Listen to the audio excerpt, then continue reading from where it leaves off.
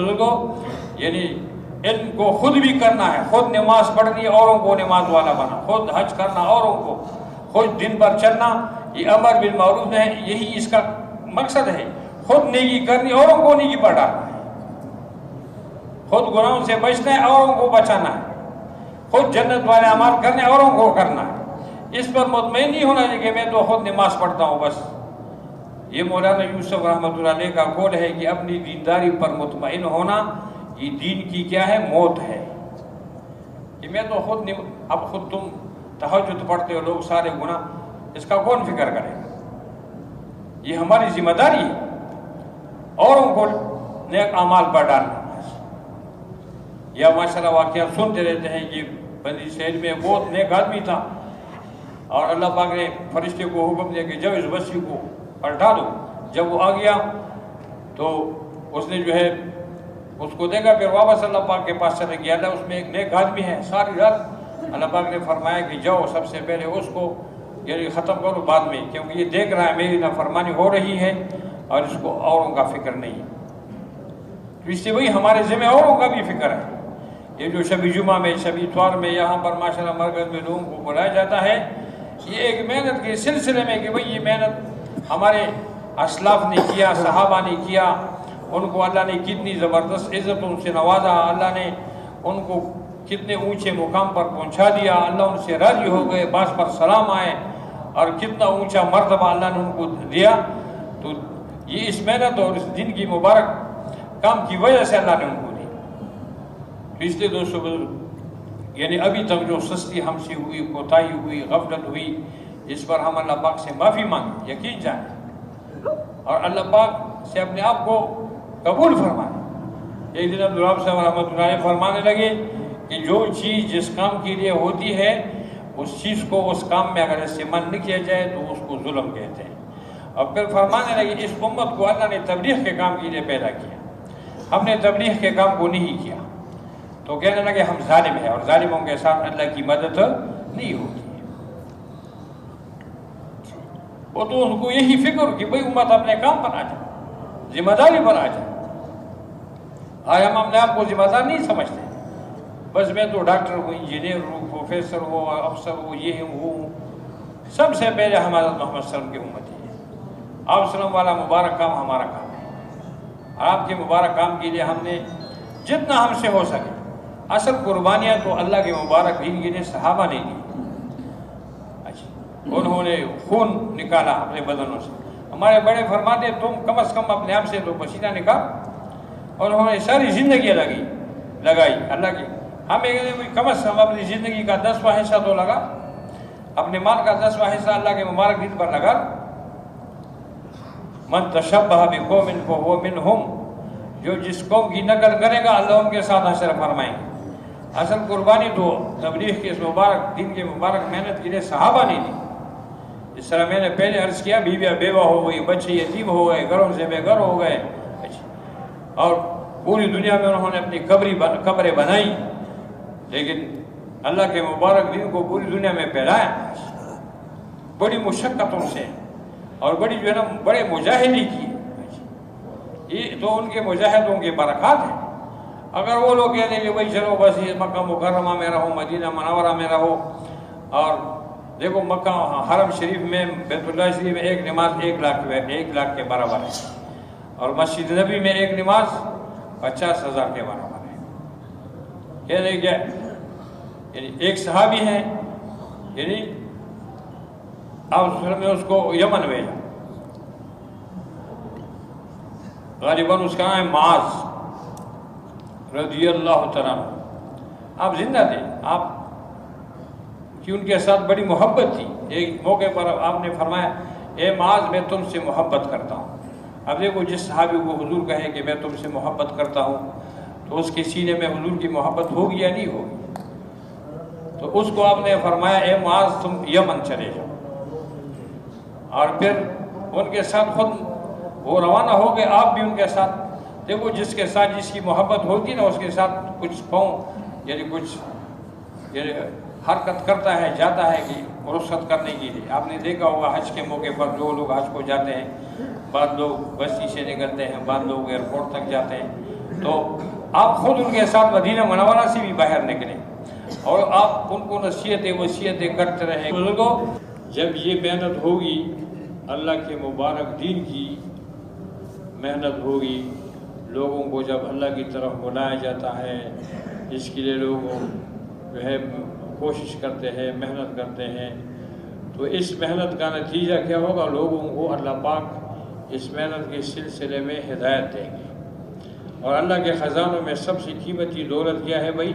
ہدایت. ایک آدمی کو پوری دنیا کا مال مل گیا، پوری دنیا کے کارخانوں کا مالک بن گیا، ساری زمینوں کا مالک بن گیا، بہت ساری چیزیں اس نے حاصل کی، لیکن ہدایت جیسے عظیم دولت سے وہ محروم ہے، تو یہ ناکام انسان ہے.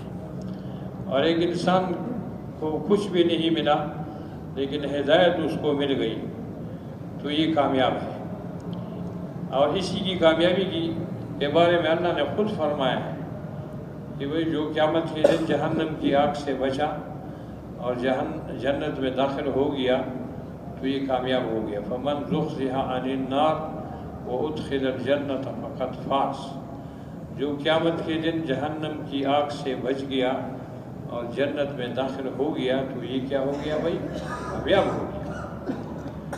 اب کامیابی اللہ نے کس چیز میں رکھی ہے؟ دین میں. اور دین زندگیوں میں کس چیز سے آتا ہے؟ محنت سے آتا ہے. اور یہ محنت ہمارے سب کے ذمہ ہے.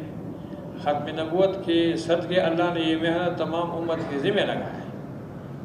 یعنی پہلے نبی انبیاء علیہ السلام آتے تھے، وہ محنت کرتے تھے، ان کی محنت کی برکت سے اللہ دین کو زندہ فرماتے. جب نبی چلا جاتا تو دین ختم ہو جاتا، پھر نبی آتا، پھر وہ محنت فرماتے، پھر دین زندہ ہوتا، پھر کچھ عرصے تک اثرات ہوتے، پھر جب یعنی کافی وقت گزر جاتا لوگ پھر گمراہ ہو جاتے، شرک اور مختلف قسم کے اس میں لگ جاتے، پھر اللہ پاک نبی بھیجتے. تو 1,24,000 انبیاء علیہ السلام کو اللہ نے دین کی مبارک محنت کے لیے دنیا میں بھیجا. اور جس زمانے میں بھی جن لوگوں نے دین پر عمل کیا، دین کو اپنایا، تو اللہ نے ان کو کامیاب فرمایا ہے. اور جنہوں نے بات نہیں مانی، مخالفت کی، وہ سارے کے سارے ناکام ہو گئے. یہ قصے واقعات اللہ نے قرآن پاک میں ذکر فرمائے ہیں. اور سب سے اخیر میں اللہ نے حضرت محمد صلی اللہ علیہ وسلم کو بھیجا. اللہ نے نبوت کا دروازہ بند فرما دیا، قیامت تک کوئی نبی نہیں آئے. دیکھو ہمارے نبی حضرت محمد صلی اللہ علیہ وسلم کے وفات کے 1432 سال ہو گئے. کتنا عرصہ ہو گیا؟ یہ ہجری 1442 چل رہی ہے. آپ نے جب ہجرت فرمائی تو 10 سال آپ زندہ رہے. آپ ہجرت کے 11ویں سال دنیا سے تشریف لے گئے. تو آپ کے وفات کے 1432 سال ہو گئے. قیامت تک اللہ نے نبوت کا دروازہ بند فرما دیا. لیکن کاری نبوت، تبلیغ کی مبارک محنت، دعوت والی مبارک محنت، یہ ذمہ داری اللہ نے ہمارے اس امت پر ہمارے جو ہے نا ذمہ ڈالی ہے. کیونکہ اللہ پاک کبھی کبھی بعض لوگ کہتے ہیں نا کہ تبلیغ والے ہمارے ذمہ تبلیغ کا کام لگاتے ہیں. تبلیغ والے نہیں لگاتے، اللہ نے ہمارے ذمہ اس کام کو لگایا. ایک جگہ اللہ پاک فرماتے ہیں تم بہترین امت ہو، کنتم خیر امت اخرجت للناس تأمرون بالمعروف وتنہون عن المنکر. تم بہترین امت ہو. ہماری جو شرافت ہے، فضیلت ہے، بزرگی ہے، وہ کس چیز کی وجہ سے؟ اس کی وجہ اللہ نے بتائی کہ تم بہترین امت ہو. اور اللہ فرماتے ہیں میں نے تمہیں لوگوں کے نافرمانی کے لیے نکالا ہے. تم سے لوگوں کو فائدہ نفع کیا پہنچے گا؟ تم امر بالمعروف نہی عن المنکر کرو گے، لوگوں کو نیکی کی طرف بلاؤ گے، گناہوں سے لوگوں کو منع کرو گے، خود نیک کام کرو گے، اوروں کو نیک کام پر ڈالو گے، خود گناہ سے بچو گے، اوروں کو گناہوں سے بچاؤ گے. ایک مفتی صاحب فرمانے لگے کہ خود جنت والے اعمال کرو گے اور لوگوں کو جنت والے اعمال پر ڈالو گے، خود بھی جہنم والے عملوں سے بچو گے اور اوروں کو بھی جہنم والے اعمال سے کیا کرو گے؟ بچاؤ گے. تو ہماری جو شرافت ہے، فضیلت ہے، بزرگی ہے، وہ تبلیغ کے کام کی وجہ سے ہے. حضرت عبداللہ بن عباس رضی اللہ عنہ جو بہت بڑے مفسر، اللہ نے بہت عظیم علم سے نوازا تھا، وہ اس آیت کی تفسیر میں فرماتے ہیں کہ اللہ نے اس امت کو یعنی ہم کو اس امت کو اللہ نے ماؤں کے پیٹوں سے دعوت اور تبلیغ کے کام کے لیے پیدا کیا ہے. اور ایک بہت بڑے صحابی ہے حضرت عمر رضی اللہ تعالیٰ عنہ کا بیٹا ہے عبداللہ بن عمر. یہ مفتی تھے. عبداللہ بن عباس، عبداللہ بن عمر، عبداللہ بن مسعود، یہ 4 عبداللہ گزرے ہیں. یہ مفتی تھے اس زمانے.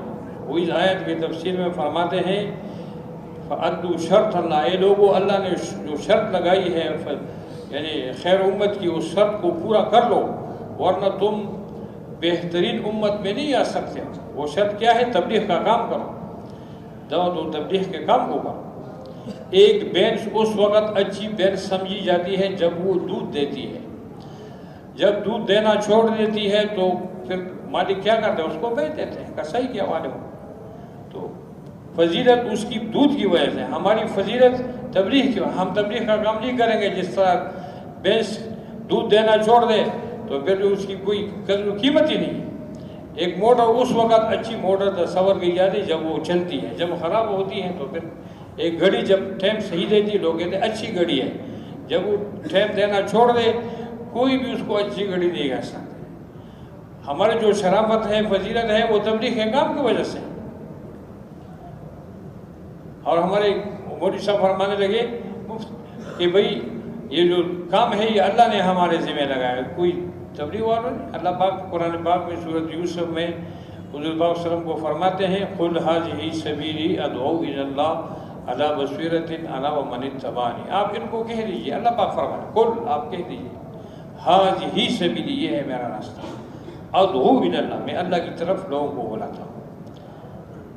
عَلَىٰ بَصِيرَةٍ، علم کے ساتھ، سمجھ کے ساتھ. أَنَا وَمَنِ اتَّبَعَنِي، یہ میرا بھی کام ہے. جو تمہارے تابعدار ہیں ان کی بھی ذمہ داری ہے. ہم کس کے تابعدار ہیں؟ حضرت محمد صلی اللہ علیہ وسلم. من آمن بھی ایک مفسر تفسیر کرنے والے کی لکھا ہے کہ جو مجھ پر ایمان لایا یہ اس کی ذمہ داری ہے. اور من اس کا بھی یہ کام ہے. ہم حضور صلی اللہ علیہ وسلم کے یعنی امت میں، آپ صلی اللہ علیہ وسلم کی امت میں ہونے کی حیثیت سے اللہ نے ہماری ذمہ یہ کام لگایا ہے کہ ہم نے خود دین پر چلنا ہے، اوروں کو چلانا ہے. خود نیکی کرنی ہے، اوروں کو نیکی پر ڈالنا ہے. خود گناہوں سے بچنا ہے، اوروں کو بچانا ہے. خود جنت والے اعمال کرنے ہیں، اوروں کو جنت والے اعمال پر ڈالنا ہے. خود جہنم والے عملوں سے بچنا ہے، اوروں کو بچانا ہے. خود جنت جانا کمال کی بات نہیں ہے. آدمی اوروں کو جنت لے جائے یہ ہے کمال کی بات. اور یہ ہے اس امت کی ذمہ داری. اور اسی وجہ سے ہے اس امت کی شرافت اور بزرگی اور فضیلت. اور دوستو بزرگوں، ایک حدیث قدسی میں آتا ہے، اللہ پاک خود فرماتے ہیں. یہ بار بار ہم اس حدیث کو، یہ فضائل تبلیغ میں جو حدیث ہے نا عائشہ رضی اللہ تعالیٰ عنہ والی کہ حضور پاک صلی اللہ علیہ وسلم گھر تشریف لائے، میں نے آپ کے چہرے انور پر اثر دیکھ کر محسوس کیا کہ کوئی اہم بات پیش آئی ہے. آپ صلی اللہ علیہ وسلم نے کسی سے گھر میں بات چیت نہیں فرمائی. آپ نے وضو فرمایا اور مسجد تشریف لے گئے. حضرت عائشہ رضی اللہ تعالیٰ عنہ فرماتی ہے کہ میں یعنی ماشاءاللہ میں اکثر حضرات حج کے لیے گئے ہوں گے. حضور پاک صلی اللہ علیہ وسلم کے روزے پر آپ لوگوں نے حاضری کی ہوگی. آپ صلی اللہ علیہ وسلم کا جو حجرہ یعنی گھر مبارک اور اس میں وہ جاری سی ہے، پھر مسجد ہے، دونوں لگی ہوئی. وہ فرماتی کہ میں دیوار کے ساتھ کھڑی ہو گئی کہ غیر ساتھ فرمائے. آپ صلی اللہ علیہ وسلم ممبر پر تشریف فرما ہوئی اور حمد و ثنا کے بعد ارشاد فرمائے اے لوگو، اللہ کا ارشاد ہے کہ تم امر بالمعروف نہی عن المنکر کرتے رہو. لوگوں کو نیکی کی طرف بلاؤ، گناہوں سے لوگوں کو منع کرو. اللہ فرماتے ہیں اور فرمانے لگے کہ مبعد اگر اس کام کو چھوڑ دو گے تو اللہ فرماتے ہیں کہ تم یہ دعوت لوگوں کو نیکی کی طرف بلانا، گناہوں سے منع کرنا، اس عمل کو چھوڑ دو گے تو اللہ فرماتے ہیں مجھ سے تم سوال کرو گے، میں تمہارے سوال کو پورا نہیں کروں. تم مجھ سے مدد مانگو گے تو میں تمہاری مدد نہیں کروں. تم دعا کرو گے میں تمہاری دعا کو قبول نہیں کروں. یہ کلمات آپ صلی اللہ علیہ وسلم مبارک انہیں ارشاد فرمائے، پھر ممبر سے تشریف نیچے لے آئے. تو دوستو بزرگوں، یعنی اگر ہم یہ چاہتے ہیں کہ اللہ ہمارے دعاؤں کو قبول کرے، اللہ ہماری مدد کرے، اللہ ہمارے سوالوں کو پورا کرے، اس کے لیے بتائیں اس کام کو کرو. اللہ کی مدد یاد رکھو نام کے مسلمان کے ساتھ نہیں ہے، کام کے مسلمان کے ساتھ ہے. ابھی دیکھو امت اس امید پر ہے کہ اللہ ہماری کیوں مدد نہیں فرماتے. صحابہ کی کیسی مدد کی، بدر میں، جنگ خندق کے موقع پر، مختلف موقعوں پر اللہ نے صحابہ کی کیسی غیبی نصرت اور مدد فرمائی. تو وہ کون لوگ تھے؟ وہ سارے اللہ کی دین کی محنت کرنے والے تھے، دین پر مال جان لگانے والے تھے، اور شب اور اسی محنت میں لگنے والے تھے. ہمارے مفتی جناب دین صاحب رحمۃ اللہ علیہ فرمایا کرتے تھے کہ تاریخ میں کوئی یہ ثابت نہیں کر سکتا ہے کہ ایک صحابی ایمان لایا ہو، ایمان لانے کے بعد اس نے دعوت اور تبلیغ کے کام کو نہیں کیا. ایمان لاتے ہی بس اسی محنت میں لگ جاتا. دیکھو ابو بکر صدیق رضی اللہ عنہ جب اس نے کلمہ پڑھ دیا تو پہلے دن جا کر 4 یا 5 آدمیوں کو مسلمان کر کے حضور کے پاس لاتے ہیں. یا رسول یہ آج کی میری کمائی ہے. جو بھی اسلام میں داخل ہوتا تھا وہ اللہ کی دین کے لیے کوشش کرتا تھا، محنت کرتا تھا. وہ تھوڑے سے لوگ تھے، یعنی آپ وسلم کے ساتھ حج میں 1,24,000 کا مجمع تھا، اور آپ نے اسی موقع پر سب کو جمع کیا. فرمانے لا نبی بعدی ولا امت بعدکم فلیبلغ، میرے بعد کوئی نبی نہیں آئے، تمہارے بعد کوئی امت نہیں آئی، اور جو دین میں نے تمہیں پہنچا دیا اب یہ اس کو پوری دنیا کے انسانوں تک پہنچا. تو دیکھو صحابہ کرام وہ ماشاءاللہ یعنی حج سے فارغ ہونے کے بعد پوری دنیا کا رخ انہوں نے کیا، پوری دنیا میں گئے. ہر ملک میں آپ کو صحابہ کرام کی قبریں ملی. دیکھو ہمارا جو شہر ہے پشاور، یہاں سے 12-13 کلومیٹر کے فاصلے پر یہ سہاب بابا ہے، اس میں 35 سے 40 صحابہ کی قبر ہے.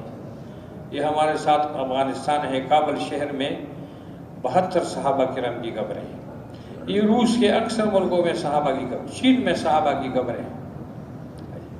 یعنی جو ہمارا ایشیا براعظم ہے، اس میں افریقہ کے اس زمانے میں جو معلوم دنیا تھی، ہر ملک میں صحابہ کی قبر ہے. حج کے بعد تقریباً انہوں نے پوری دنیا کا رخ کیا، پھر ٹھہرے نہیں، گئے، اور ایسے گئے کہ پھر ملکوں کو اپنے سعودی عرب کو واپس بیچارے نہیں آئے. 10-12 ہزار کی قبریں حجاز مقدس میں ملتی ہے. مکہ مکرمہ، مدینہ منورہ، حرمین شریفین جس کو کہتے ہیں.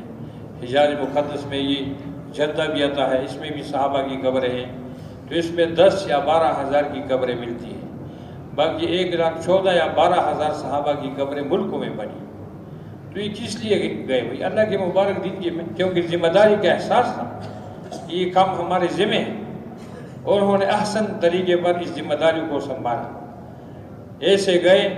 ابھی تو ہمیں کوئی تحریر میں کہتے پہلے 1.5 سال ہوتا تھا، 18 مہینے، سال کے لیے جماعتیں جاتی تھی، 7 مہینے کے لیے. پھر لوگ واپس ماشاءاللہ دیکھتے ہیں، لوگ 7 مہینے لگا کر واپس آ جاتے ہیں. صحابہ کرام ایسے نکلے کہ پھر گھروں کو واپس نہیں ہے. ایک مولوی صاحب فرما رہے تھے کہ بیوی انتظار میں ہوتی تھی کہ ہمارا خاوند آ جائے گا، لیکن بیوی نے اپنے خاوند کو نہیں دیکھا. بچے انتظار میں ہوتے تھے کہ ہمارا باپ آ جائے گا، لیکن بچوں نے باپ کو نہیں دیکھا. کسی کی قبر کون سے ملک میں کسی کی قبر کون سے ملک میں بن گئی. تو دوستوں بزرگوں، یہ صحابہ کرام نے یعنی ان کو احساس تھا کہ یہ کام ہمارے ذمہ ہے. یعنی آپ صلی اللہ علیہ وسلم فرماتے ہیں خیر القرون قرنی ثم الذین یلونہم ثم الذین یلونہم. آپ صلی اللہ علیہ وسلم کا ارشاد ہے سب سے بہترین زمانہ میرا ہے. تو بہترین زمانے میں یہ محنت ہوئی ہے. صحابہ کرام خود بھی داعی تھے، اور ایسے اس مبارک دعوت کے مبارک محنت کے لیے نکلے کہ جو ہے پوری دنیا کا رخ کیا. آپ صلی اللہ علیہ وسلم کا زمانہ، صحابہ کرام کا زمانہ، تابعین کا زمانہ، تبع تابعین، یہ بہترین زمانہ. اس زمانے میں یہ محنت ہوئی ہے. ہمارے ملک یعنی عبدالرحمٰن صاحب رحمۃ اللہ فرمایا کرتے تھے یہ جو پہلی صدی ہے نا، 100 سال، اس میں زبردست نقل و حرکت ہوئی ہے. آخری صحابی کے بارے میں بتا رہے تھے 110 ہجری میں آخری صحابی فوت ہو گئے. تو اس میں نقل و حرکت ہوئی ہے زبردست. جماعتیں ملکوں میں، علاقوں میں جاتی تھی، محنت کرتے تھے. آپ صلی اللہ علیہ وسلم کے اپنی مبارک زندگی میں یعنی 150 جماعتیں نکلی ہے، جس میں 25 میں آپ خود تشریف لے کر گئے، اور اکثروں میں صحابہ کرام کو ذمہ دار بنا کر ان کو بھیجا. اس امت کی جو جان ہے نا وہ نقل و حرکت میں ہے. یہ امت اخرجت للناس ہے، قرآن پاک ہدی للناس ہے، اور آپ سلم کافۃ للناس ہے، اور بیت اللہ مثابۃ للناس ہے. اس امت کی جان نقل و حرکت میں ہے. دل جب حرکت کرتا ہے نا آدمی زندہ ہوتا ہے، جب دل کھڑا ہو جاتا ہے تو کیا خیال ہے آدمی ختم ہوتا یا نہیں ہوتا. یہ امت جب چلتی رہی، مسلمانوں کا روب تھا، دبدبا تھا، شان تھا، عزت تھی، جہاں گئے لوگوں کو اسلام میں داخل کرایا. صحابہ کرام نمونہ تھے، لوگوں کو لمبی چوڑی تقریریں وہ نہیں کرتے تھے. کونوا مثلنا کونوا امثالنا اسلم تسلم، یہ ان کی تبلیغ تھی، ان کی زندگی اسلام کا نمونہ تھی. تھوڑی بات کرتے لوگ کہتے واقعی یہ ہے. پانی جب چلتا ہے نا صاف ہوتا ہے، اور کڑا ہوتا ہے تو پانی کیا ہو جاتا ہے؟ گندا. یہ امت جب چلتی رہی پوری دنیا پر ان کی جو نا کاروب تھا. تاریخ میں لکھا ہے کہ 600 ہجری تک عیسائی لوگ اپنے بچوں کو ڈرا دیتے کہ چپ ہو جاؤ، ابھی عمر آ جائے گا، خالد آ جائے گا، ان کے نام لیتے تھے. اور یہ کون لوگ تھے؟ یہ نقل و حرکت والے لوگ تھے. آپ وسلم جب دنیا سے تشریف لے گئے، آپ کے زمانے میں صرف جزیرۃ العرب میں اسلام پھیلا، لیکن آپ نے لوگوں کو ذمہ دار بنایا تھا. ان کے اندر ذمہ داری کا احساس تھا. 2.25 سال حضرت ابوبکر صدیق رضی اللہ تعالیٰ کی خلافت کا دور ہے. اس میں دین اسلام جزیرۃ العرب سے قریب کے علاقوں میں چلا گیا. پھر 13 ہجری سے لے کر 24 ہجری تک حضرت عمر رضی اللہ تعالیٰ عنہ، یہ اس کا تقریباً 10.5 سال جو ہے نا خلافت کا زمانہ ہے. 22 لاکھ مربع میل پر مسلمانوں کا یعنی اس کی خلافت تھی. بڑے فتوحات ہوئے. اس زمانے کی بڑی بڑی مضبوط جو حکومتیں تھیں، روم اور فارس، جن کو کیسر اور کسرا، فارس پر 800 سال حکومت کی تھی. لیکن اللہ پاک نے حضرت عمر رضی اللہ کی خلافت میں زمانے میں وہ سارے ان کی قوتوں کو ختم فرما دیا. وہ فتح ہو گئے اور ان کا سارا مال اور خزانے اور قیمتی چیزیں وہ مسجد نبی میں وہ اس کا ڈھیر بن گیا. نقل و حرکت تھی امت کے اندر. پھر اس کے بعد حضرت عثمان رضی اللہ عنہ کا خلافت ہے. 24 ہجری سے لے کر 36 تک یہ 12 سال ہے. اس میں ماشاءاللہ بہت بڑی زبردست نقل و حرکت ہوئی ہے. 40 لاکھ مربع میل پر ان کی خلافت تھی. پوری دنیا میں اکثر ملکوں میں اسلام اللہ پاک نے پھیلایا.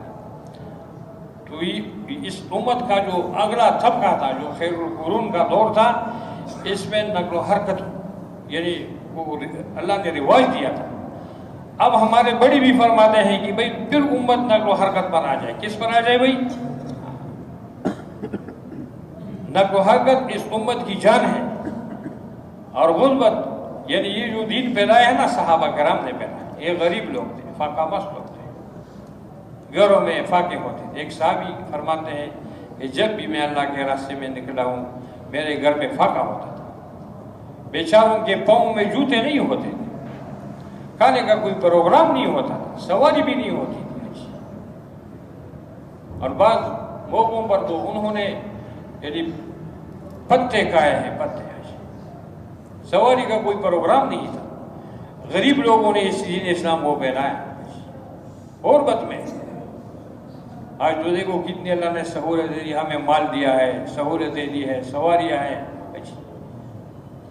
اللہ پاک نے بہت ماشاءاللہ یہ پیسہ دیا ہے.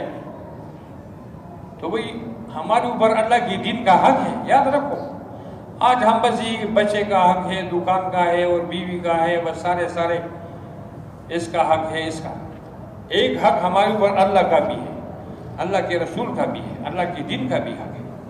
ہمارے مولانا محمد عمر پالن پوری صاحب رحمۃ اللہ علیہ ایک دن بیان میں فرمانے لگے کہ ہم سب نے حضور کے سامنے کھڑا ہونا ہے قیامت کے دن، اور اس کی شفاعت کا ہم امید بھی رکھتے ہیں کہ وہ ہماری شفاعت کرے گا، اور بہت ساری امیدیں ہیں. لیکن وہ نبی حضرت محمد صلی اللہ علیہ وسلم اگر ہم سے قیامت کے دن پوچھے کہ جس دین کے لیے میرے دندان شہید ہوئے، جس دین کے لیے یعنی طائف میں میری بدن سے اتنا خون نکلا کہ بدن وجود لہو لہان ہو گئے، جس دن کے لیے میرے گھر والوں پر تین مہینے جو ہے نا، حضرت عائشہ نے فرمایا 3 چاند نکلے، ہمارے گھر کی چولہے کے اندر آگ نہیں جلی، فاقے گزرے، جس دن کے لیے میرے نواسوں پر، حسن حسین پر، حضرت فاطمہ رضی اللہ تعالیٰ عنہ پر، اور جس دن کے لیے ہر حمزہ دلوں کو بھی شہید کیا گیا۔ آپ کرم جب میدان احد میں حمزہ دلوں کی لاش پر پہنچے تو بہت روئے اور فرمانے لگے آج میرے چچا پر کوئی رونے والا بھی نہیں۔ اور آپ صلی اللہ علیہ وسلم نے 70 دفعہ اپنے چچا کا جنازہ خود پڑھا۔ پھر جبرائیل علیہ السلام آئے، بہت روئے کہ اللہ پاک نے اپنے عرش پر لکھا حمزہ تو اسد اللہ، حضرت حمزہ رضی اللہ عنہ اللہ کا شعر ہے۔ بہت ساری باتیں بتائی کہ کتنی تکلیفیں حضور کو پہنچی، صحابہ پر کتنے حالات آئے۔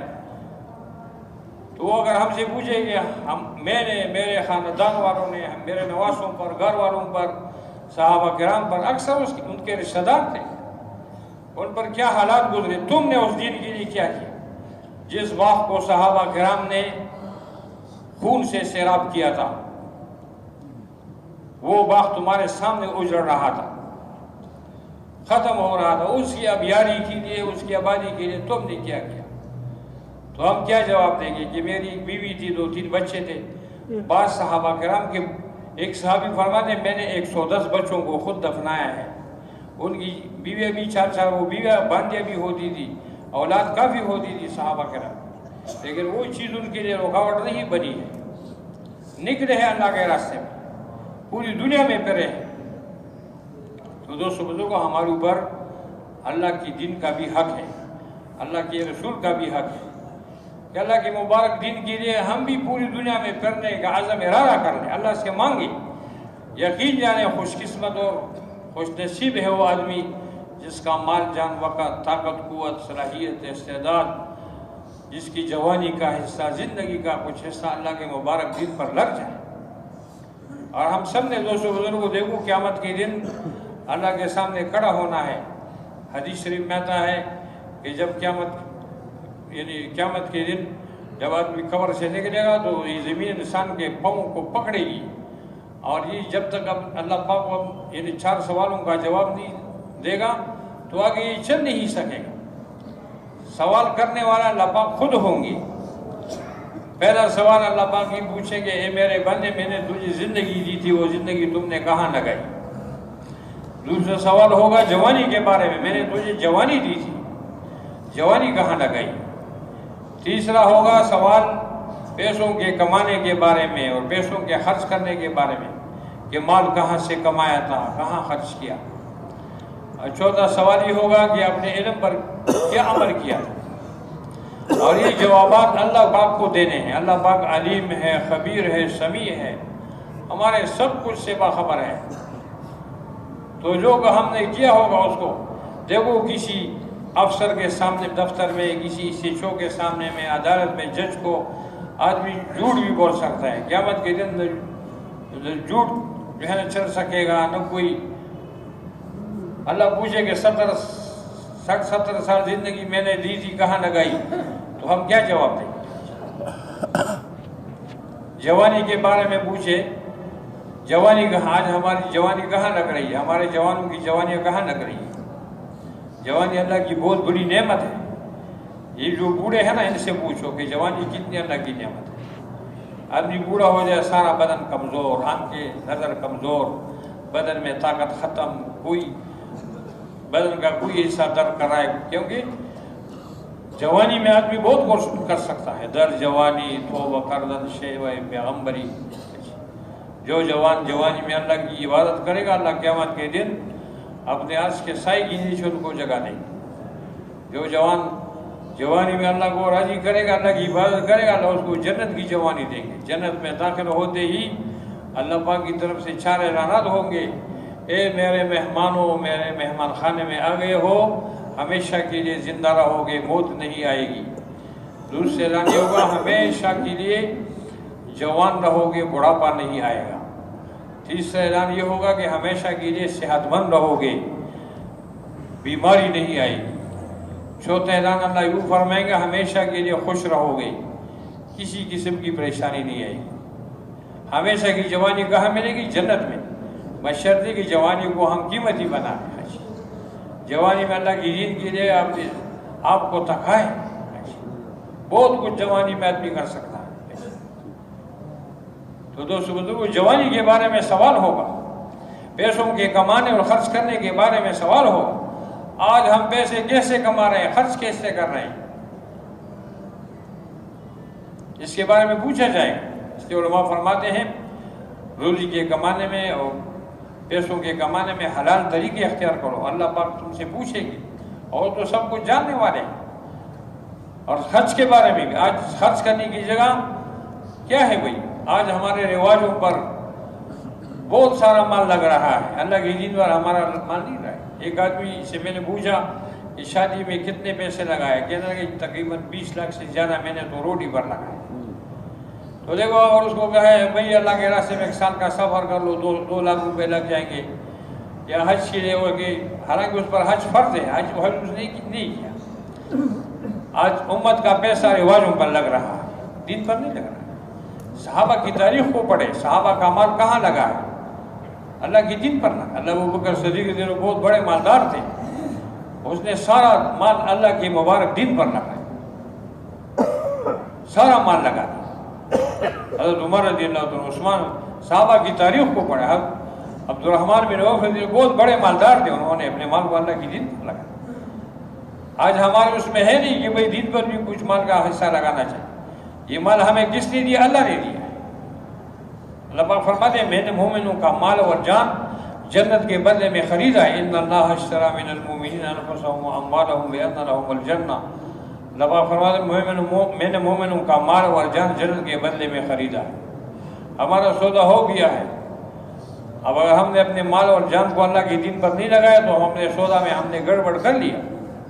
مال اللہ نے دیا ہے، اللہ نے جان دی ہے، اللہ نے طاقت دی ہے، صحت دی ہے، اس کو ہمیں اللہ پاک کے مبارک دین پر لگانا چاہیے۔ اس کے بارے میں پوچھا بھی جائے گا کہ مال کہاں لگایا، کہاں خرچ کیا۔ ایک مولوی صاحب نے مثال دی کہ بھائی دیکھو، باپ اپنے بیٹے کے لیے مٹھائی کا ڈبہ لاتا ہے کہ بیٹے لے لو 2-3 کلو کا۔ پھر وہ باپ اپنے بچے سے، چھوٹے بچے سے کہتا ہے بچے مجھے ایک مٹھائی کا دانہ دے دو۔ جب وہ چھوٹا بچہ چھوٹی انگلیوں پر مٹھائی کا دانہ باپ کے ہاتھ میں لے لیتا ہے تو باپ اس سے کیا ہو جاتا ہے؟ خوش ہو جاتا ہے۔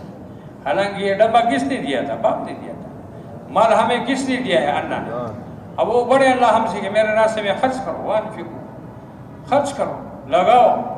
مال کے لگانے کی جگہ کیا ہے؟ بھی اللہ کا دین ہے۔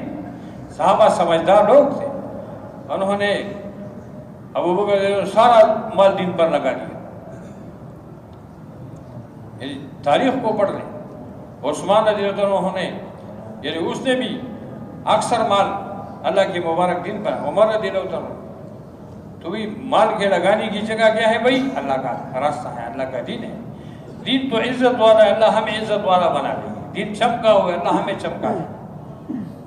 جو دین پر مال لگاتا ہے اور جان لگاتا ہے، اللہ پاک اس کے مال جان میں پھر برکت بھی نصیب فرماتے ہیں۔ جو اللہ کی دین کی مدد کرتے ہیں، اللہ ان کی مدد فرماتے ہیں۔ اللہ کے وعدے حق اور سچ ہے۔ تو میں نے اسی پر بات کی کہ بھئی تبلیغ کا کام ہمارے سب کی کیا ہے بھئی؟ ذمہ ہے، ذمہ داری ہے، ثواب کا کام بھی نہیں۔ یاد رکھو، تبلیغ کے کام کے نہ کرنے پر وعیدیں بھی ہے۔ حضرت حذیفہ رضی اللہ عنہ فرماتے ہیں کہ حضور پاک صلی اللہ علیہ وسلم نے قسم کھا کر ارشاد فرمایا کہ تم امر بالمعروف نہی عن المنکر کرتے رہو، ورنہ اللہ پاک اپنے عذاب تم پر مسلط کر دے گا، اور پھر تم دعا مانگو گے تو تمہاری دعا قبول نہیں ہوگی۔ دیکھو آپ وسلم کی بات حق سچ ہے۔ اور ایک روایت میں آتا ہے کہ تم امر بالمعروف نہی عن المنکر کرتے رہو، اگر اس کو نہیں کرو گے تو وحی کی برکات سے محروم ہو جاؤ گے، قرآن پاک کی برکات سے کیا ہو جاؤ گے؟ محروم۔ اور ایک جگہ آتا ہے ظالم بادشاہ تم پر مسلط ہوں گے، چھوٹوں پر تمہارا رحم نہیں کرے گا۔ تو اللہ پاک کے وعدے حق اور سچ ہے۔ ان وعد اللہ حق وکان حقا علینا نصر المؤمنین۔ ایک جگہ اللہ فرماتے مجھ پر حق ہے کہ جو میری دین کی مدد کرے میں اس کی مدد کروں. وَقَانَ حَقًّا عَلَيْنَا نَصْرُ الْمُؤْمِنِينَ. اس سے وہی دین کی مدد سے اللہ کی مدد ہمارے ساتھ ہوگی. اور اس پر بھی اپنے آپ کو یعنی ہمیں سمجھنا چاہیے. ہمارے مفتی جناب الدین صاحب ایک دن فرمانے لگے بیان میں، یہ ان کے الفاظ ہیں کہ نماز پڑھنا دین کی مدد نہیں ہے. اس کو سمجھو، ایسا نہ ہو کہ بات. پھر فرمانے لگے روزہ رکھنا دین کی مدد نہیں ہے، حج کرنا دین کی مدد نہیں ہے، زکوٰۃ دینا دین کی مدد نہیں ہے. یہ جو ارکان اسلام ہیں یہ بحیثیت مسلمان کے ہم نے کیا کرنے ہوں گے، اس کو ہم نے 5 وقت نماز کیا ہو گئی پڑھنی پڑے گی. نماز فرض ہے. فرمانے لگے جو مسلمان قصداً عمداً ایک نماز کو چھوڑ دیتا ہے اس کا نام جہنم کے دروازے پر لکھا جاتا ہے. وَأَقِیمُوا الصَّلَاةَ وَلَا تَکُونُوا مِنَ الْمُشْرِکِینَ. نماز کو قائم کرو اور مشرکین میں سے مت بنو. جہنم میں جب جہنمی ان سے پوچھا جائے گا ما سلککم فی سقر، تم جہنم میں کیسے آئے ہو؟ وہ کہے گا لم نکن من المصلین، ہم نماز نہیں پڑھتے. نماز چھوڑنا مسلمان کو کفر سے ملا لیتا ہے. نماز کی مثال دین اسلام میں ایسا ہے جس سے انسان کے بدن میں سر کا درد ہے. آپ نے بہت سارے لوگ دیکھے ہوں گے کہ جس کا ہاتھ نہ ہو وہ زندہ، لیکن جس کا سر نہ ہو ایسا آدمی آپ نے نہیں دیکھا. تو نماز ہم نے بھائی پڑھنی ہوگی. جو ایک نماز کو قضا کر لے، اپنے وقت پر نہ پڑھے دوسرے وقت پڑھ لے، اپنے وقت پر نہ پڑھنے کی وجہ سے ایک حق اب جہنم میں جلے گا 2,88,00,000 سال تک. تو نماز ہمارے اوپر فرض ہے، یہ اللہ کا فریضہ ہے. اسی طرح روزہ بھی فرض ہے. رمضان کے روزوں کے رکھنے کا بہت بڑا ثواب ہے. ایک روزہ کسی نے قصداً عمداً کھا لیا، ساری زندگی بھر وہ روزے رکھے اس کو رمضان کے روزے کا ثواب نہیں ملے گا. ایک مفتی صاحب نے بتایا کہ 7,000 سال تک ایک روزے کے کھانے کی، رمضان کے ایک روزے کے کھانے کی وجہ سے جہنم کی آگ میں جلے گا.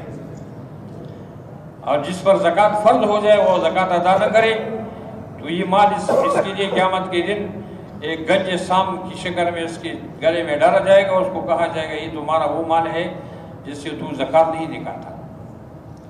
اور جس پر حج فرض ہو جائے اور وہ حج کے لیے نہ جائے تو موت کے وقت اس کے پاس فرشتہ آئے گا، اس کو کہے گا کہ اپنے لیے موت پسند کرو، یہودیت پر مرنا چاہتے ہو یا عیسائیت پر مرنا چاہتے ہو.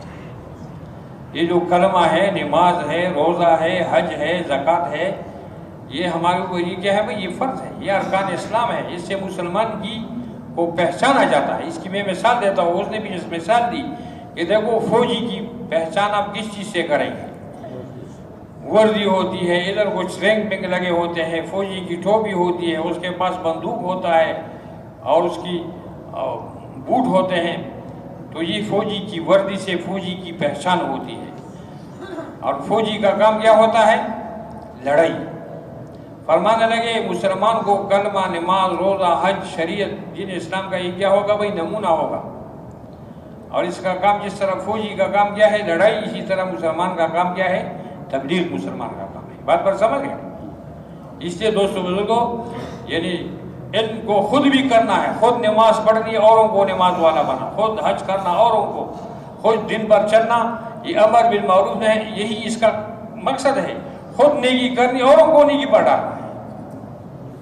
خود گناہوں سے بچنا ہے، اوروں کو بچانا ہے. خود جنت والے اعمال کرنے، اوروں کو کرنا ہے. اس پر مطمئن نہیں ہونا چاہیے کہ میں تو خود نماز پڑھتا ہوں بس. یہ مولانا یوسف رحمۃ اللہ علیہ کا قول ہے کہ اپنی دینداری پر مطمئن ہونا یہ دین کی کیا ہے؟ موت ہے. کہ میں تو اب خود تم تہجد پڑھتے ہو، لوگ سارے گناہ، اس کا کون فکر کرے گا؟ یہ ہماری ذمہ داری ہے اوروں کو نیک اعمال پر ڈالنا. یا ماشاءاللہ واقعات سنتے رہتے ہیں کہ بنی اسرائیل میں بہت نیک آدمی تھا اور اللہ پاک نے فرشتے کو حکم دیا کہ جب اس بستی کو پلٹا دو.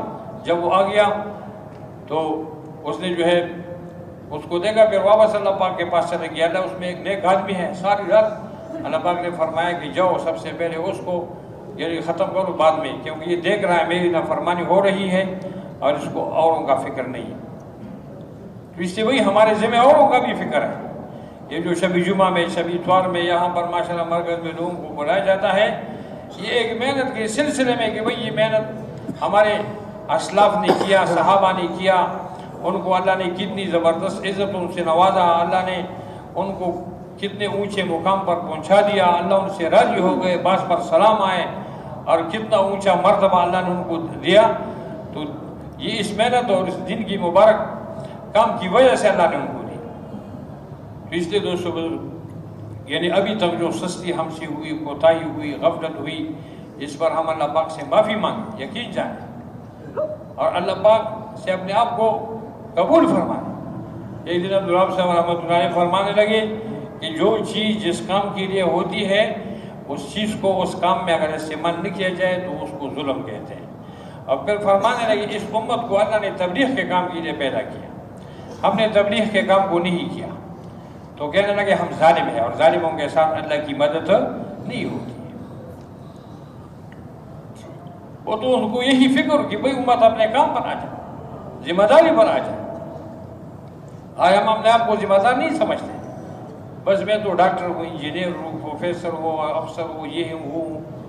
سب سے پہلے ہمارا محمد صلی اللہ علیہ وسلم کی امت ہے، آپ صلی اللہ علیہ وسلم والا مبارک کام ہمارا کام ہے، اور آپ کے مبارک کام کے لیے ہم نے جتنا ہم سے ہو سکے، اصل قربانیاں تو اللہ کے مبارک دین کے لیے صحابہ نے دی۔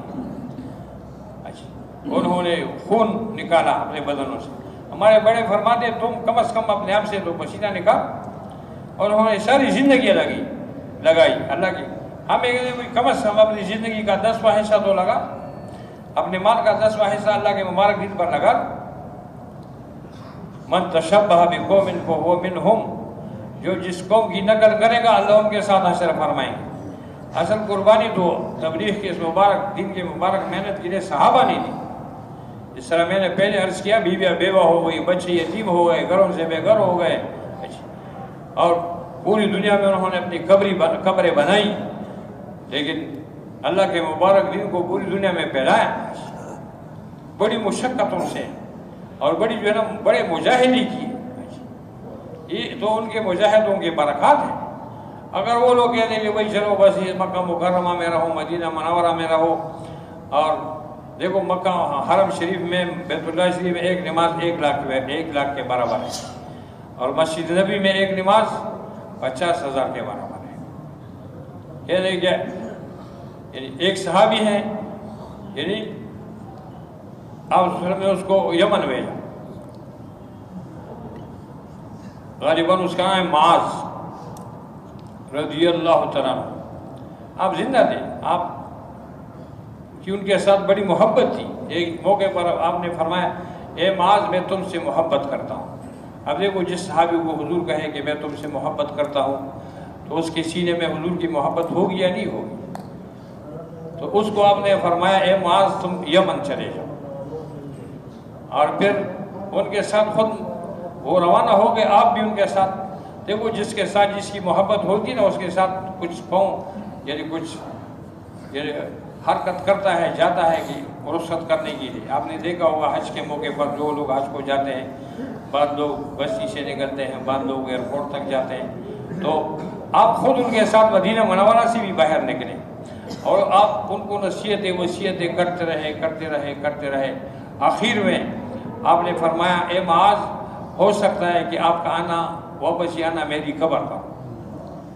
جب اس نے یہ سنا نا تو وہ بہت روئے۔ مولانا محمد عمر پالنپوری صاحب فرمانے لگے کہ پھوٹ پھوٹ کر روئے۔ اب پختو کو یہ کہنا جی پس سلگوی اجڑ کہ میں آؤں گا اور یہ مبارک چہرہ نہیں ہوگا۔ اونٹ پر سوار تھے، اونٹ کا رخ یمن کی طرف تھا، لیکن یہ آپ کو دیکھتے رہے، حضور بھی دیکھتے رہے، حضور بھی روتے رہے، یہ بھی روتے رہے، اور وہ چلے گئے یمن۔ کئی مہینوں کے بعد جب مدینہ منورہ آئے تو آپ سرب دنیا سے تشریف لے گئے تھے، آپ کی قبر پر ان کا آنا ہوا۔ تو صحابہ نے آپ کی پیچھے نمازوں کو چھوڑا، آپ کی مجلس کو چھوڑا، مدینہ منورہ کو چھوڑا، مکہ مکرمہ کو چھوڑا، لیکن اللہ کے مبارک دین کو پھیلایا۔ تو دوستو بزرگوں، ہمارے اوپر بھی حق ہے کہ اللہ کے مبارک دین کے لیے کچھ ترتیب بنانے، یقین جانے۔ اور جب آدمی نکلتا ہے تو نکلنے سے انسان کی اپنی تربیت ہوتی ہے. میں آپ کو سچ کہتا ہوں، تبلیغ میں جب آدمی جاتا ہے اللہ کے راستے میں، اس میں صفات آ جاتی، یقین صحیح ہو جاتا ہے. اور اصل ہمارا سرمایہ کیا ہے بھائی؟ یقین ہے، ایمان ہے. فاسد یقین دل سے نکل جاتا ہے، اس لیے ہی یقین دل کے اندر آتا ہے. لا الہ الا اللہ محمد الرسول. یقین تبدیل جو ہے یقینوں کی تبدیلی اور طریقوں کی تبدیلی. یقین جو ہے نا انسان کے دل میں ہو، فاسد یقین. تبلیغ کی مبارک محنت لا الہ الا اللہ یہ اندر کی چیز ہے، اور محمد رسول اللہ یہ باہر کی چیز ہے. لا الہ الا اللہ کو ہم دکھا نہیں سکتے، اور محمد رسول اللہ کو ہم چھپا نہیں سکتے. لا الہ الا اللہ ایمان ہے، اور محمد رسول اللہ کیا ہے بھائی؟ اسلام ہے. تو یہ جو چھ صفات ہے اس کی یعنی محنت ہم اپنے اوپر بھی کرتے ہیں اور اوپر اللہ کے راستے میں، کہ بھائی یقین صحیح ہو جائے. اللہ کی بڑائی، خوف، اللہ کی محبت، عظمت، کبریائی، اللہ کی ذات صفات کا یقین، اللہ کے ذات سے ہونے کا یقین دل میں آ جائے. اللہ سے ہوتا ہے، اللہ کے غیر سے نہیں ہوتا. یہ بات ہم اتنی کریں کہ دل دماغ میں نہ کے اندر یہ بات آ جائے. اور جب بندہ زمین پر کہتا ہے کہ اللہ سے ہوتا ہے، اللہ کے غیر سے نہیں ہوتا، اللہ اپنے عرش پر خوش ہو جاتے ہیں اور فرماتے ہیں کہ میرے بندے نے سچ کہا، سچ. تو اپنی یقین پر بھی محنت ہے، اوروں کی یقین پر بھی محنت ہے. اور اصل سرمایہ ہمارا ایمان ہے، یقین ہے. قبر میں آخرت میں ایمان اور اعمال کمائیں گے، ملک مال کام نہیں ہے. وعد اللہ الذین آمنوا وعملوا الصالحات لهم مغفرۃ واجر عظیم. اللہ نے وعدہ کیا ہے ایمان پر اور اعمال صالحہ پر. کس چیز کا؟ مغفرت کا اور بہت بڑے اجر کا، اجر عظیم کا. تو تبلیغ ایمان کے لیے تحریک ہے، یقینوں کی تبدیلی. صحیح یقین، اللہ کی ذات صفات کا یقین دل میں آ جائے، اللہ کی محبت، اللہ کی عظمت، اللہ کا خوف، یہ چیز آ جائے. اس کو روزانہ اللہ کی بڑائی کو ہم بولیں، اتنی اللہ کی بڑائی کو بولے کہ ہمارے اندر اللہ کی بڑائی کا یقین آ جائے دل کے اندر. ایمان کی جگہ دل ہے. اور غیروں کی طریقوں کی نفی کرے، حضور کے طریقوں کی اتنی فضیلت لوگوں کو سنائے کہ آپ سلم عزت والے تھے، آپ کے طریقے میں دونوں جہان کے اللہ نے کامیابی رکھی ہے. بار بار ہماری 24 گھنٹے کے لیے آپ سلم کی مبارک ترتیب آ جائے، اس کو کہا بھی جائے، اس پر عملی طور پر عمل بھی کیا جائے، اوروں کو بھی اس کے لیے تیار کیا جائے، تو صفات انسان میں آ جاتے ہیں. میں نے پہلے بھی اصل ہمارا سرمایہ ملک مال نہیں ہے. اللہ پاک فرماتے ہیں یوم لا ينفع مال ولا بنون الا من اتى الله بقلب سلیم. قیامت کے دن نہ تمہارا مال کام آئے گا، نہ تمہارے بچے کام آئیں گے. کون سی چیز کام آئے گی؟ یعنی جو اللہ کے پاس قلب سلیم کو لے کر جائے، جس دل میں اللہ کی ذات صفات کا یقین ہو. یوم لا ينفع مال ولا بنون، اس دن تمہیں کوئی نفع نہیں دے گا، نہ تمہارا مال اور نہ تمہارے بچے. الا من اتى الله بقلب سلیم، جو اللہ کے پاس سالم دل کو لے کر جائے گا، یہ اس کو نفع دے گا. تو تبلیغ میں بھائی اسی کہ بھائی ہمارے دلوں کے اندر اللہ کی ذات صفات، اللہ کی عظمت، کبریائی جو ہے یہ چیز آ جائے، اور ہمارے دلوں میں محمد وسلم کے ساتھ محبت پیدا ہو جائے، آپ کے طریقوں میں کامیابی جو ہے کا یقین نصیب ہو جائے. اس کو ہم روزانہ بولیں گے، سنیں گے، سوچیں گے، انشاءاللہ اللہ پاک توفیق دیں گے. اور اللہ کے راستے میں دوسری جو صفت ہے نماز پر محنت ہے، کہ وہی ہماری نمازیں جاندار شاندار بن جائے. خشوع، خضوع، توجہ، دایان جماعت کے ساتھ 5 وقت کوئی نماز ہم سے اس میں سستی نہ ہو جائے. اب سلام کے زمانے میں جو بھی مسلمان ہوتا تھا سب سے پہلے آپ ان کو نماز سکھاتے. سب سے پہلے ایمان کے بعد نماز فرض ہوئی. قیامت کے دن سب سے پہلے نماز کے بارے میں پوچھا جائے. آپ دنیا سے جب تشریف لے جا رہے تھے تو نماز کی تاکید فرما رہے تھے، اور نماز کے اندر اللہ نے یہ صفت رکھی ان الصلاۃ تنہی عن الفحشاء والمنکر. تمام گناہوں سے، ناشائستہ حرکتوں سے اللہ نے نماز میں یہ صفت رکھی. اللہ پاک اس کی برکت سے بچائیں گے. تو نماز پر محنت کریں. اور ہماری زندگی علم کی روشنی میں، علم کی صفت 24 گھنٹے اللہ کے احکامات نبی کے طریقے کے مطابق ہماری زندگی. ہمارے اندر ذکر کی صفت پیدا ہو جائے، کوئی لمحہ ہم سے غفلت میں نہ گزرے، ہر وقت اللہ کا دھیان ہو کہ اللہ مجھے دیکھ رہا ہے، میری سن رہا ہے، میرے ساتھ ہے، کثرت سے اللہ کا ذکر کرے۔ دیکھو وہ ذکر کے بارے میں اللہ نے یا ایھا الذین آمنوا اذکروا اللہ ذکرا کثیرا، اے ایمان والو میری ذکر کثرت سے کیا کرو۔ دیکھو خود اللہ فرماتا ہے قرآن پاک کی تلاوت بہترین ذکر ہے، یہ تیسرا کلمہ درود شریف، استغفار، چوتھا کلمہ، مختلف مصنون دعائیں ہیں جن کا ہم اہتمام کریں۔ وَلَذِكْرُ اللَّهِ أَكْبَرُ، اللہ کا ذکر بہت بڑی چیز ہے۔ اور ہمارے اخلاق جو ہے چوتھی جو صفت ہے نا تبلیغ کی، یہ صفات اکرام مسلم، ہمارے اخلاق جو ہے وہ حضور پاک صلی اللہ علیہ مبارک اخلاق بن جائے، ہمارے ہاتھ زبان سے کسی کو ضرر نہ پہنچے، اللہ کی مخلوق کے ساتھ ہم احسان کریں، لوگوں سے ہمیں نفع پہنچے، کسی کو نقصان، کسی کی غیبت نہ کریں، کسی کے مال اور کسی کی یعنی کسی کو کوئی نقصان ہم نہ پہنچے، اللہ کی مخلوق کے ساتھ جو احسان کرتے ہیں اللہ ان سے خوش ہوتے ہیں، اور اخلاص پیدا ہو جائے، ہر عمل میں اللہ کی رضا مقصود ہو، اللہ راضی ہو جائے، سارے لوگ آپ کی تعریف کریں، اللہ نے تعریف نہیں کی آپ کا سارا سب کچھ چلائیں گے، بس اخلاص۔ ایمان کا دوسرا نام کیا ہے بھائی؟ اخلاص ہے، اخلاص۔ اور یہ صفات گھر بیٹھے پیدا نہیں ہوتی، اس کے لیے اللہ کے راستے میں نکلنا پڑتا ہے، ماحول ہوتا ہے روزانہ ماشاءاللہ، یعنی اللہ کے راستے میں جب آدمی جاتا ہے تو پھر اپنی کمی کمزوریوں کا احساس ہو جائے کہ ہمارا ایمان کیسا ہے، اعمال کیسے ہیں، اخلاق کیسے ہیں، میرے دل میں رسول کی محبت کتنی ہے، میں اپنی آخرت کے لیے کیا کر رہا ہوں، اپنی تھوڑی سی زندگی کے بنانے کے لیے کتنا یعنی میں محنت کر رہا ہوں، آخرت کے لیے میں نے کیا کیا۔ یہ احساس گھر بیٹھے پیدا نہیں ہوتا، یہ اللہ کے راستے میں نکلنے سے یہ احساس پیدا ہوتا ہے۔ ایک آدمی بیمار ہے اپنے گھر میں تو وہ کہتا ہے بھائی اتنی بیماری نہیں، لیکن جب وہ اسپتال جاتا ہے ٹیسٹ ایکس رے وغیرہ ڈاکٹروں کو بتا دیتے ہیں کہ تمہاری ٹی بی ہے، کینسر ہے، ہیپیٹائٹس ہے، پھر اس کو فکر ہوتا ہے پھر علاج میں۔ جب یہ محنت ہوگی اللہ کے مبارک دین کی محنت ہوگی